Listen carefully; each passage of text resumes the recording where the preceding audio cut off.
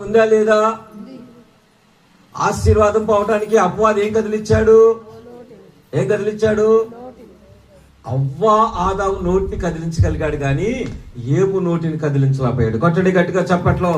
అందుకోసమే దేవుడు అన్నాడు కదా, ఏయ్ సైతానా, ఈ భూలోకంలో ఏ పని నా భక్తుడు అన్నాడు, ఆయన కదిలించరా చూద్దాం. ఎవరాడంట? ఆయన కదిలించరా, నీ శాత అయితే అన్నాడు.